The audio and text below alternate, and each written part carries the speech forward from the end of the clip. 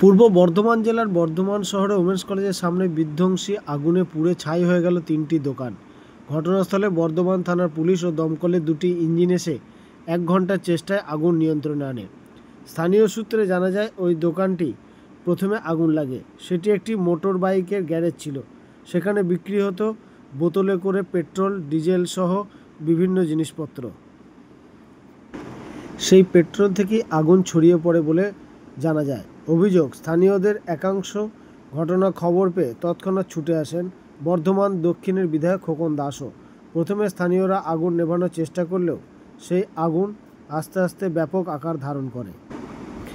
বর্ধমান শহরে এরকম জমজমাট এলাকায় আগুনকে ঘিরে আতঙ্কিত সাধারণ মানুষ। বিধায়ক খোকন দাস বলেন, রাস্তার দুধারে বহু অবৈধ দোকান গুমটি করে বসে গেছে। বহুবার বলার পরও তারা শোনেননি।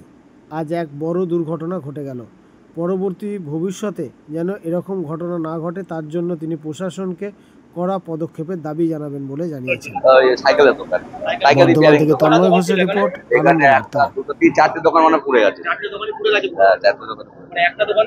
একটা দোকান থেকে 4টে দোকান লেগেছে। একটা খাবারের দোকান ছিল, আর একটা সাইকেলের দোকান, আর একটা চপের দোকান। 3টে মনে হয়, 3টে দোকান পুড়ে গেছে। এই দমকল চলছে। আধ ঘন্টা, এখন 40 মিনিট আগে, এর থেকে 40 মিনিট আগে। কি নাম আপনার? আমার নাম তপন সরকার। কিভাবে আগুন লাগলো?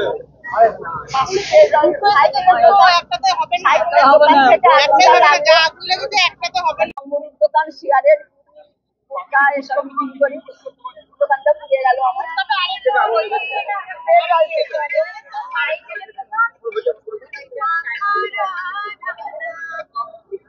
পরে বলছি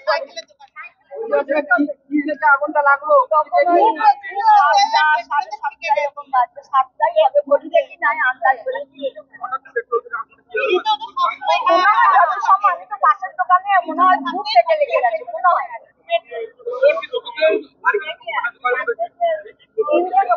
আমার দোকানটা আর ওর মাঝে ওর দোকানটা আর এই দিকে একটা ফাঁকি দোকান। কোনো মানুষের ক্ষতি হয় না, বেরিয়ে চলে এসেছে, জিনিসপত্র বার করতে পারি। আমার সমস্ত মাল উঠে গেল, তারপরে সিগারেট, তারপরে আজকে দেখছিলাম উঠে গেল।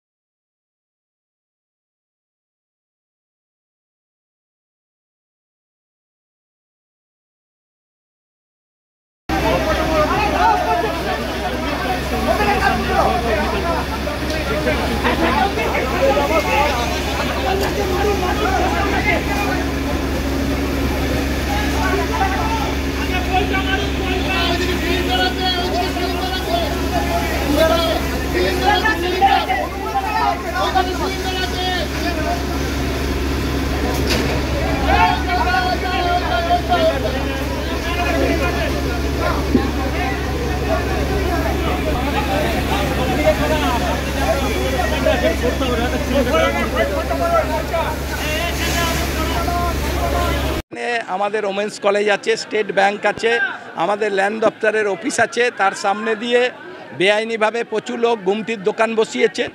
আমরা তাদের বারবার বিভিন্ন সময় বলেছি, এখন বিসি রোডের কাজ হচ্ছে, তবু তারা সরছে না। আজকে শুনতে পাচ্ছি ওই দোকানে পেট্রোল ডিজেল ছিল, সেই পেট্রোল ডিজেলের ভিতর থেকেই আগুন ধরে গেছে। 15টা 20টা দোকান পুড়ে গেছে, 2টো ট্রান্সফরমার ফেটে গেছে। এখন নিয়ন্ত্রণে আছে, আগুন নেভানো হয়েছে, দমকল এসে আগুন নিভিয়েছে। 3 জন ইলেকট্রিক দপ্তরের লোক, তারা ওই দমকলের সঙ্গে তাদের লেগে যাওয়ায় একটু আহত হয়েছে, হসপিটালে ভর্তি হয়েছে। আমরা দেখব সামনের দিনে যাতে আর এরকম দুর্ঘটনা না ঘটে, তার ব্যবস্থা আমরা করব।